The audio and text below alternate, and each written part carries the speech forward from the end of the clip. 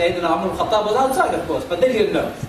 So the girl said, "Oh, my mother, Umar may be asleep and Umar may not be knowing, but Lord of Umar, Allah of Umar will be watching you and I, so I will not do this." Sayyidina Umar al-Khattab was so impressed, according to historians. Next morning he called the mother and the daughter, and he proposed to the mother, the girl, for his son's marriage. He said, "If this is the example of your girl and her taqwa, at the depth of the night when nobody can see, she is still conscious of Allah, my son deserves to be, or my son should marry your daughter such that she is so good."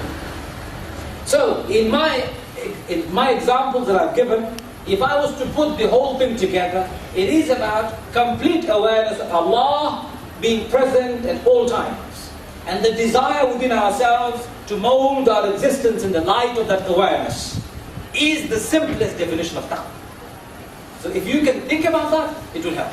What are the practical things you can do in order to understand taqwa and, most importantly, gain what we call refined, developed conscience?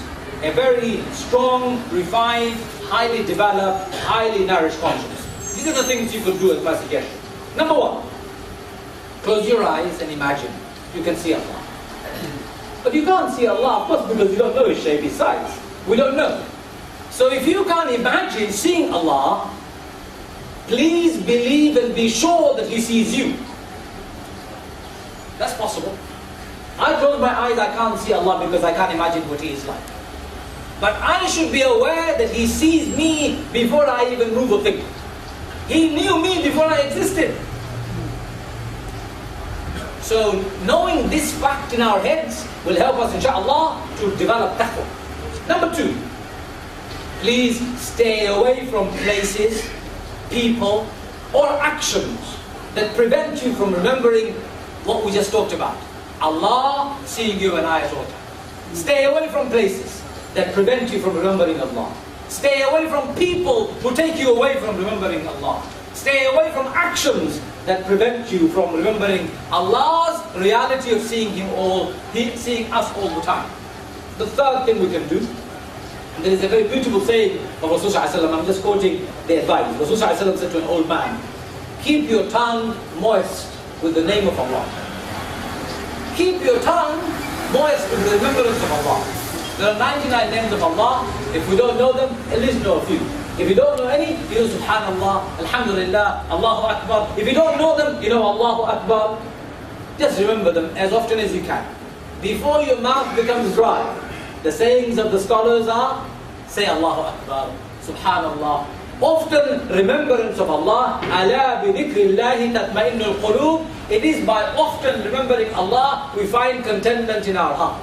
And if we wish contentment in our heart, believe you me, keeping our mouth moist with the remembrance of Allah would be the best way. An example of this would be Sayyidina Ayub alayhi salatu wasalam. When Ayub was thrown in the depth of problems and all his body was infected with maggots and worms, and he was not complaining, one day his tongue became infected. So he said, "Ya Allah, I have not complained to you ever about my illnesses. I have restrained and I have been patient. Please don't make my tongue infected, because if you do, I will not be able to keep my tongue moist with your name. I will not be able to call your name any longer." Such is the devotion of the prophets of Allah. And if we are to become Allah conscious, we should also start thinking about keeping our tongue preoccupied with His name. For that will inshallah help us to become muttaqi. Brothers and sisters, avoid actions that feed your ego and feed your pride. You go to environments where people praise you, avoid them. You have friends who flatter you all the time, avoid them. You have friends that tell you lies about how good you are, avoid them. They are no good for you. What feeds your heart in terms of your ego, your pride, is against taqwa. So avoid people, avoid places, avoid actions that feed your ego and your pride. And the next one, please brothers and sisters, simplify your lives. Don't make it complicated. Simplifying life leads you to taqwa. Complication leads you to lots and lots of cobwebs that only enable shaitan to come in fast and at speed. Simplify it. When Allah ﷺ said, and Allah says in the Quran, in this verse of Ramadan fasting, يُرِيدُ اللَّهُ بِكُمُ الْيُسْرَ وَلَا يُرِيدُ بِكُمُ الْعُسْرَ. Allah wishes ease for you, not difficulty. You and I always choose the difficult one. Well, choose the easier of the choices Allah has given you. For there is the ni'mah of He Azza wa Jal. Make your life simple. Facilitate it, not difficult it. And finally, be humble. Be humble at all times. For humility is an essential tool in defeating the evils of our own selves and whispers of shaitan. Humility is the most important tool.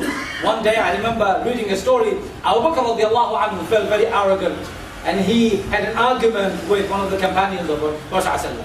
Out of the arrogance and anger, when he swore at the companion was very upset. So Abu Bakr said, please swear back at me, please swear back at me.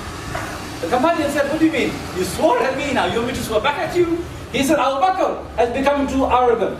He needs to be put right. Swear back at me so that I know where I belong. So I know I've done something wrong. Of course the companion did swear, because he had very strong moral. He said, yeah, Abu Bakr, I forgive you. So this was the way of understanding humility. And we, brothers and sisters, 5 times a day, bow down, put our head, our nose on our head on the ground, in humility, in humbleness, in front of Azza wa Jal, Allah Azza wa Jal, no one else. So surely we should be the most humble people on the face of this earth. These are some of practical suggestions I would like to make in order for us to make the best of Ramadan and best of taqwa, inshallah. A couple of other issues that I want to address. Number 2, in terms of the promises that I want you to take, and that is, please take control of your diet. If Ramadan is about fasting, it's not about feasting. Some of us, when we break our iftar, we have 20 items of food in front of us. It is said in the Muslim world, food consumption increases many-fold in the month of Ramadan. How is it possible? Muslims are only eating at night. But they eat so much at night, they quadruple their consumption compared to the time when they're not fasting. It's ajib. We should be eating less. Because Allah Azza wa Jalla, of course, has said, kulu washrabu wa la tusrifu. Eat and drink, but don't waste. Wastefulness is also excessive eating. Excessive eating is also wastefulness. Rasulullah said, the worst container son of Adam could fill is his belly. If you must keep your back straight, eat 1 handful of food. That's enough for you to keep your back straight, said Rasulullah. But if you can't resist eating too much, then divide your stomach into 3 parts. Fill up 1/3 with food, 1/3 with water, and please keep some space for air. When we eat so much, we have to wait half an hour for drinks, another hour to breathe properly. And it happens often in Ramadan. Wallahi, this is against the spirit of Ramadan. So take control of your diet. In the month of Ramadan, if you haven't lost your weight, you have not followed the spirit of fasting. If in the month of Ramadan you have not lowered your cholesterol, you have not followed the spirit of Ramadan. If in the month of Ramadan you have not halved your intake, you have not followed the spirit of Ramadan. Fasting means you learn to restrain, learn to reduce, so that you can share in the pains and the sufferings of the world, especially poor and the needy, and understand what it means to be hungry. So, practical steps that we can take in order to take control of our diet. Number 1, eat 1/3 of your stomach from now on. How do you know when you've eaten 1/3? It's when you've eaten, and just before your eye says, next bite. So you don't need the next bite. You're already full. As soon as you feel pinch in your stomach, you've eaten too much. Our stomach stretches. The more you give, the more it will stretch. So only eat before your stomach is stretched. And of course, some people's measure of stretching is too far. I'm not talking about that. I'm talking about the lowest common denominator. So eat small amounts. For you, that is good. Drink plenty in the month of Ramadan at night. For you, you must be rehydrated because it's long day and it's hot day. Drink a lot throughout the night. Eat balanced diet, wholesome diet, not fatty and fried food. Eat less meat and more vegetables.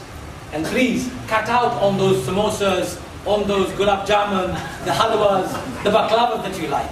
They are dangerous for your body. In a date, what you gain in terms of sugar and energy, there is no harm in eating date. But whatever else you eat that is made artificially is disastrous for your diabetes, heart trouble, cholesterol, liver problems, and all the other problems that comes with all these artificial junk food that we take. So please don't binge eat throughout the night, and don't eat those things that are very harmful for us. And number 3, please try and stop your bad habits. And that means smoking. For those of you who smoke, please stop it.